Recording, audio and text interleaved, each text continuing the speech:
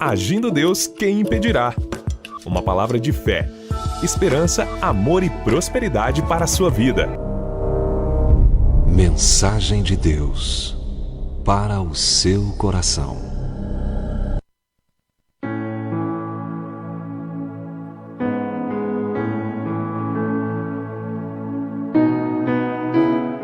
Estamos declarando e profetizando novas e grandes oportunidades. Existem oportunidades que Deus nos dá. E existem outras oportunidades que você vai fazer acontecer. Às vezes, enfrentamos uma batalha, uma luta, um desafio ou um problema. E esse problema, ele acaba impulsionando você a vencer o problema. Porque você não vai se intimidar diante daquele problema. Mas você vai encorajar através da fé, através da sua confiança em Deus. Você está passando por um problema, enfrentando algum tipo de situação adversa, mas esse problema não vai te bloquear. Essa luta não vai te parar. No livro de Romanos, capítulo 8, olha só que interessante. Romanos capítulo 8, a partir do verso 18, a gente vai falar algumas coisas aqui importantes. Olha o que ele diz. Porque para mim tenho por certo que as aflições deste tempo presente não são para comparar com a glória que em nós há de ser revelada. Porque para mim tenho por certo que as aflições deste tempo presente. Então todos nós, em algum momento da vida, passa por esse tipo de aflição. No plural aqui, aflições, porque às vezes pode ser em outros períodos. O próprio Jesus, ele nos alertou sobre essas questões também, quando ele diz aqui em João, capítulo 16, João, no Evangelho de São João, João, capítulo 16, ele estava dando aqui alguns ensinamentos. Na realidade, ele estava falando as suas últimas instruções aos discípulos. E ele diz no finalzinho aqui: tenho-vos dito isso para que em mim tenhais paz. Para que em mim tenhais paz. Preste bem atenção que não tem como a pessoa ter essa paz que eu estou lendo aqui, o Shalom de Deus, se não estiver ligado, conectado ou em comunhão com Cristo. Jesus, que é o príncipe da paz. A Bíblia diz que o nosso maravilhoso conselheiro, Deus forte, Pai da eternidade e príncipe da paz, o Deus Emanuel, o Deus conosco. Então ele está conosco, ele falou, eis que estou convosco todos os dias. Ele está conosco todos os dias. Ele está com quem? Com quem crê nele, com quem confia nele, com quem está ligado a ele.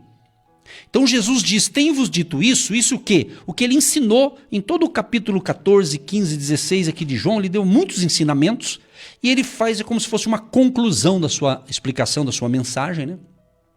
Ele diz, olha, no mundo tereis aflições, mas tende bom ânimo. Eu venci o mundo. O que ele está dizendo? Eu venci o mundo. Então, se vocês estão conectados comigo, se vocês estão em aliança comigo, com Jesus, com Deus, então o que ele vai fazer? Ele vai nos dar vitória. Ele vai nos dar força naquele momento em que parece que você não tem mais força. Aquele momento que parece que tudo acabou, mas vem uma força maior. A força de Deus. E ele diz, eu vou dar força a este meu filho, esta minha filha, que está clamando, que está me buscando, que está acreditando em mim. Aleluia. Oh, rakashalaramai. Aleluia. Há uma glória. Olha o que Jesus diz em João 15, o verso 7. Se vós estiverdes em mim, Se vós estiverdes em mim e as minhas palavras estiverem em vós, pedireis tudo o que quiserdes e vos será feito. Então você está entendendo? Se vós estiverdes em mim. Então as palavras dele em nós. Então quando você tem a palavra de Deus no seu coração, quando você tem a presença de Jesus na sua vida, você vai ter uma vida de paz, de alegria, e mesmo diante de aflições e tribulações e mais outras coisas que possam acontecer, Ele vai te dar força. O favor de Deus virá na minha vida e na sua vida, e quando vem o favor de Deus, tudo é transformado, tudo é mudado. E estamos declarando para este final de mês e para todo mês de maio que está chegando: minha vida, minha família, a começar com você. Você precisa fortalecer a sua vida. Você precisa se encher do Espírito Santo. Você precisa investir na sua vida espiritual. Você precisa manter a sua comunhão com Deus. Que você não venha se esfriar na fé, como muitos têm se esfriado. Como muitos têm saído dos propósitos de Deus e escolhido caminhos alternativos que não são de Deus. Então fique na palavra, fique na simplicidade do Evangelho, que é as boas novas de salvação. E Jesus, ele diz o seguinte, olha o que ele diz: tenho-vos dito isso, para que a minha alegria permaneça em vós e a vossa alegria seja completa. Você vê que Jesus quer que você tenha a verdadeira alegria, a alegria completa. Como eu estou pegando um texto avulso, mas eu estou dentro de um contexto. E se você quer crescer, você precisa ler a Bíblia. Por exemplo, eu falei aqui, você pode ler, por exemplo, né? Você lê aqui, vamos assim, capítulo 14 de João, capítulo 15, capítulo 16. Se você ler esses 3 capítulos, tudo que eu estou falando, eu estou fazendo um resumo aqui, dentro de um contexto bíblico, 100% Bíblia. Porque Jesus estava aqui dando as suas últimas instruções aos discípulos. E nós temos essas instruções na nossa mão. Quando você adquire, por exemplo, você compra um carro novo, ou seminovo que seja, uma geladeira nova, tudo que você compra, algum produto, ele vem o quê? Com um manual de instruções. Não é verdade? Ou de instrução. São várias instruções na realidade, né? Não é assim que funciona? Por exemplo, vamos supor que você tem um carro bom, mas de repente você acaba querendo comprar um carro novo, e você tem essa condição e vai numa loja, e você olhou, gostou e tal, só que é um carro novo, é muita tecnologia ali, então você já sabe dirigir, né? Você sabe muita coisa. Só que um carro novo vai ter novas instruções, por isso que tem um manual. E às vezes você sabendo dirigir, às vezes você não está nem aí para o manual. Você pega, já dirige, já sai, você pega o basicão, mas muitas vezes, se ter um manual, é justamente para buscar seguir o manual, né? Quando tem que fazer uma manutenção, que tem que fazer alguma checagem no veículo. Se a pessoa segue o manual quando tira 0, então o carro vai durar mais, não é assim? Por mais que eu não sei, você, de repente muitos de nós, às vezes não segue tanto aquele manual, né? Às vezes, né? Mas tem outros que seguem. Não é verdade? Por exemplo, se a pessoa tirou um carro novo, quando tem um tempo lá de quilometragem, ele vai na concessionária e às vezes ela dá gratuito ali a primeira revisão, aí eles batem um carimbo ali, né, e anota tudo certinho, né? Então, aí você vai tendo, quando você for vender, aquilo ali gera valor para o seu carro. Olha que bacana, gera valor.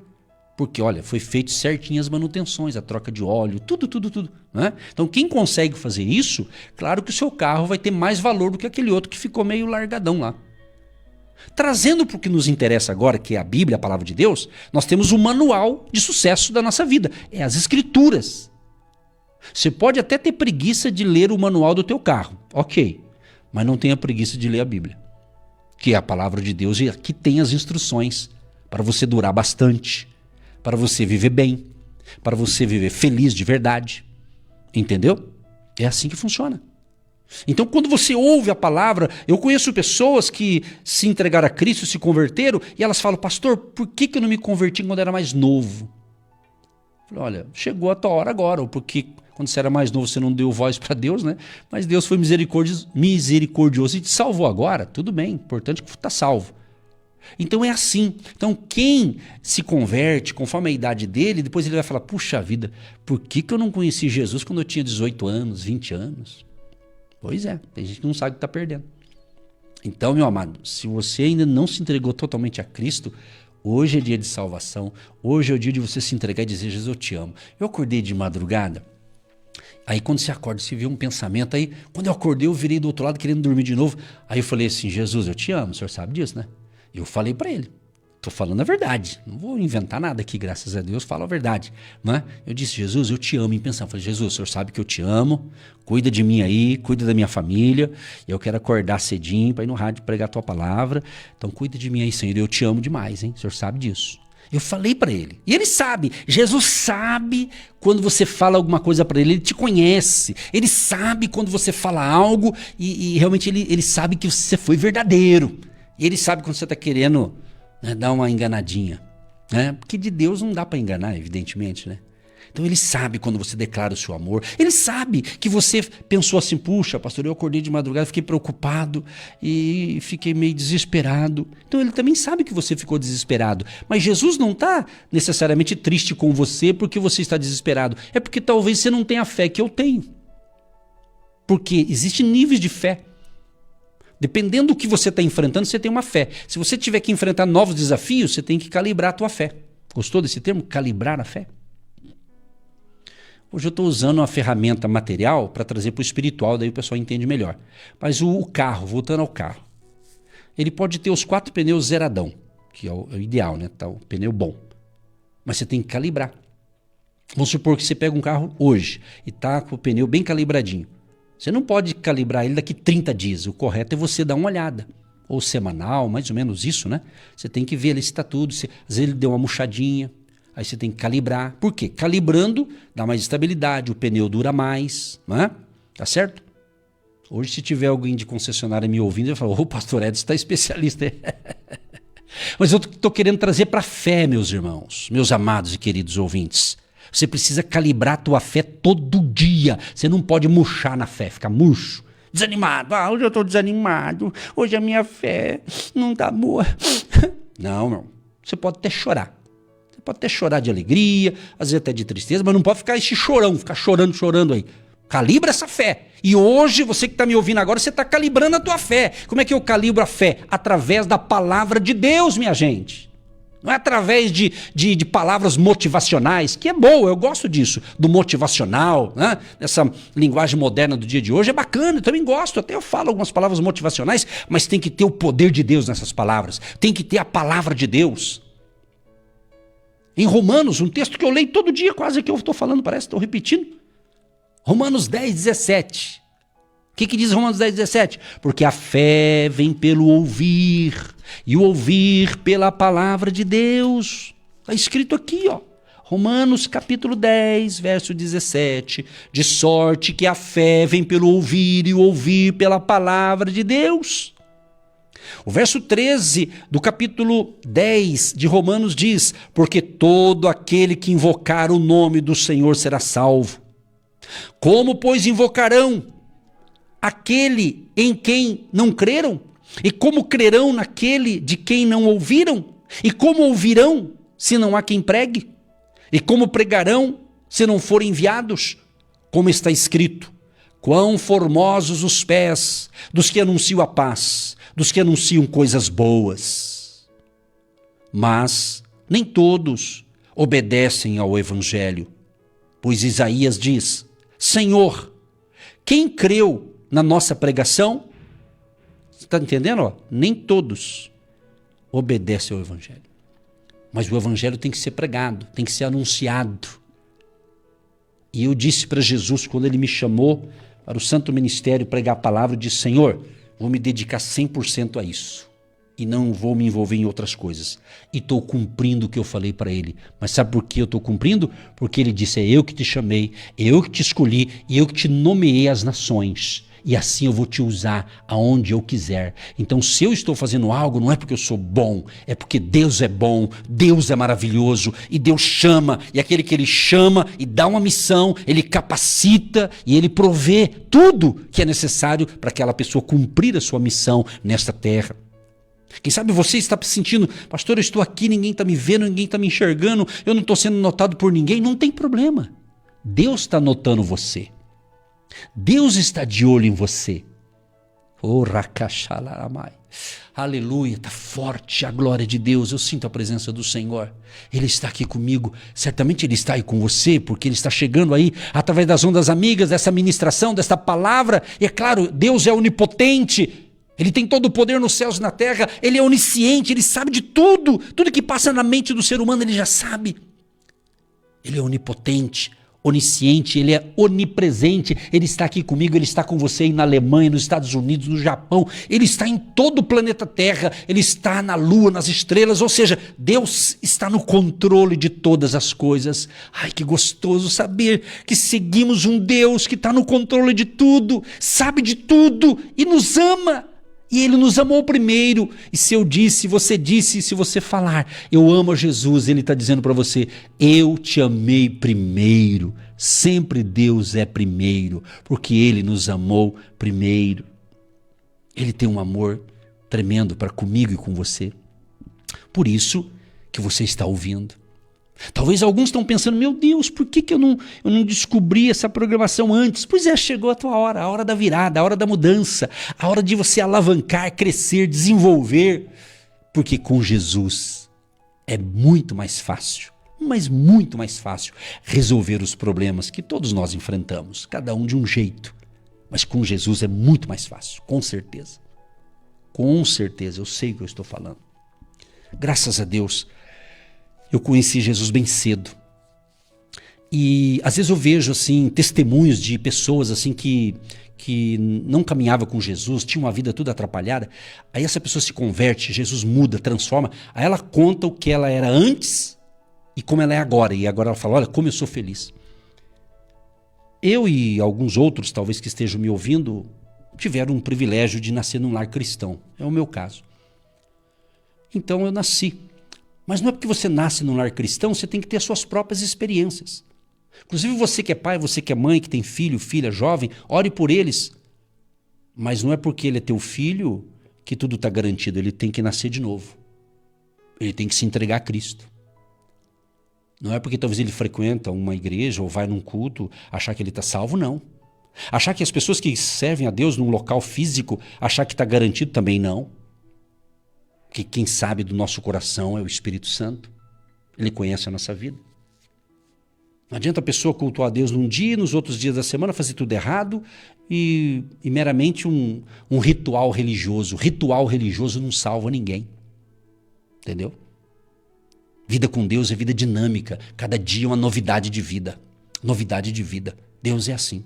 O nosso Deus é especialista em provocar mudanças. Deus não quer nada parado, Ele quer em movimento. O nosso Deus está em movimento. Ele está dizendo para mim, para você, se movimente, faça alguma coisa, se mexa, dê o primeiro passo. Você quer chegar em algum lugar? Você tem que dar o primeiro passo.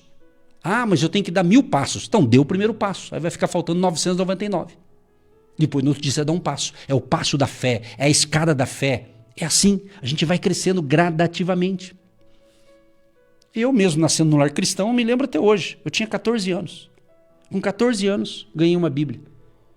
E um dia o pastor foi na nossa casa e ali fez uma reunião de oração. Ali tinha acho que umas 15 pessoas, eu estava no meio das 15. Ele fez um círculo assim, aí ele disse assim, cada um vai orar um pouquinho, tipo um relógio de oração. Cada um orava um pouquinho. Quando chegou, eu passo a minha vez. Por quê? Porque ainda mesmo num lar cristão, com 14 anos, eu tinha uma timidez. Eu não sabia nem como orar assim publicamente. Aí passou a minha vez. Depois eu aprendi e fui aprendendo. É assim que funciona. Tudo na vida é assim. Ninguém nasceu sabendo. Você aprende, você desenvolve.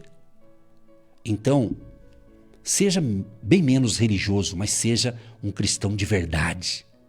Seja uma pessoa que diz, eu tenho Jesus e não abro mão da minha fé em Jesus Cristo, o Rei da Glória, o Salvador do mundo.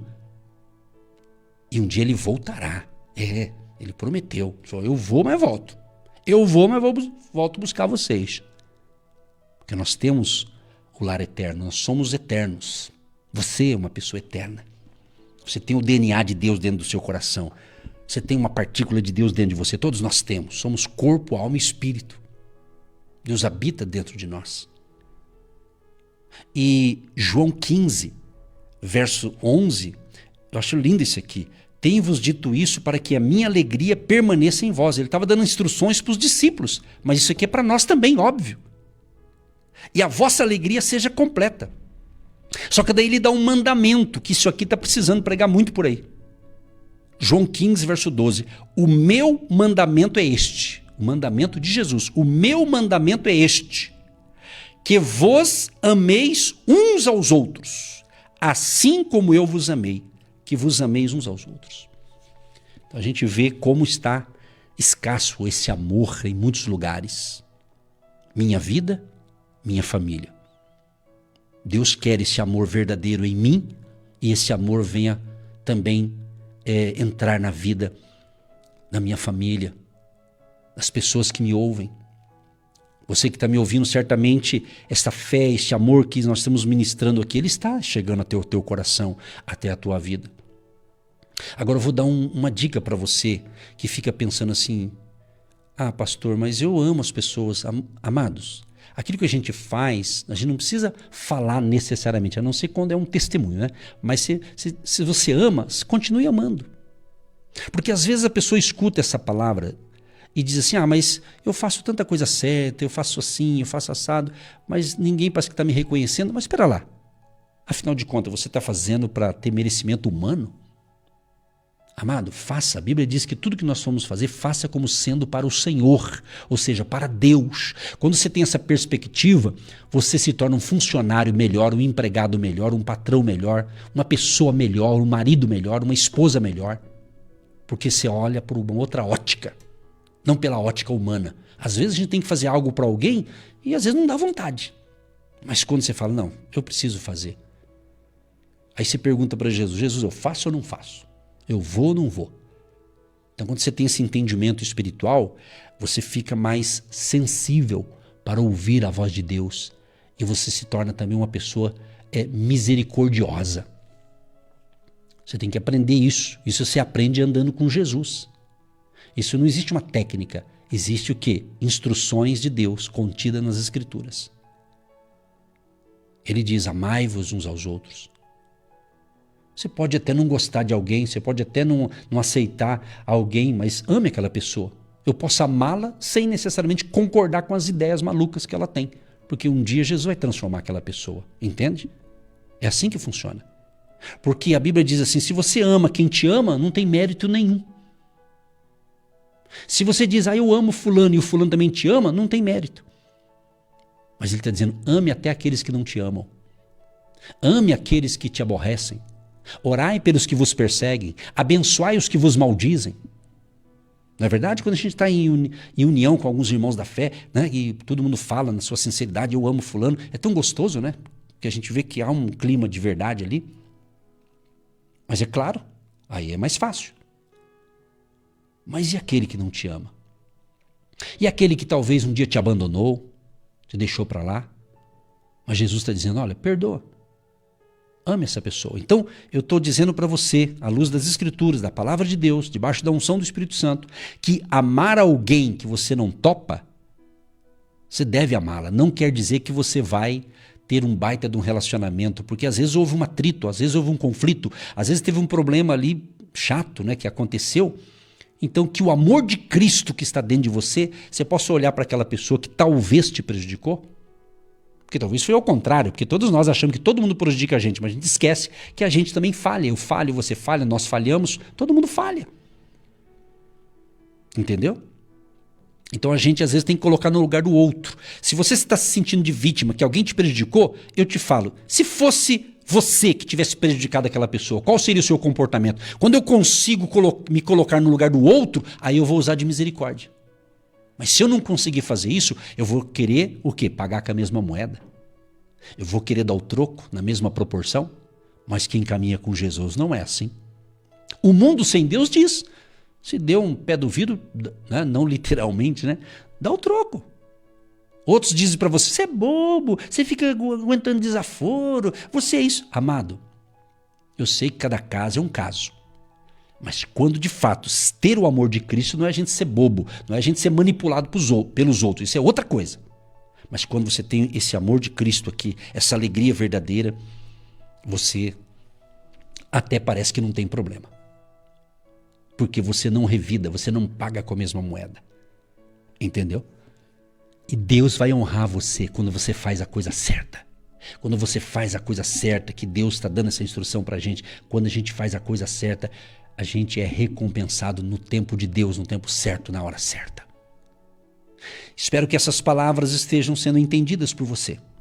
Que o Espírito Santo, com certeza, ele faz você entender quando você quer entender o que Deus realmente quer que você entenda, para que você cresça a sua comunhão com Ele, a sua caminhada com Deus. Eu quero concluir lendo João 15, verso 15 e 16. Já vos não chamarei servos, porque o servo não sabe o que faz o seu senhor. Mas tenho-vos chamado amigos, porque tudo quanto ouvi de meu Pai vos tenho feito conhecer.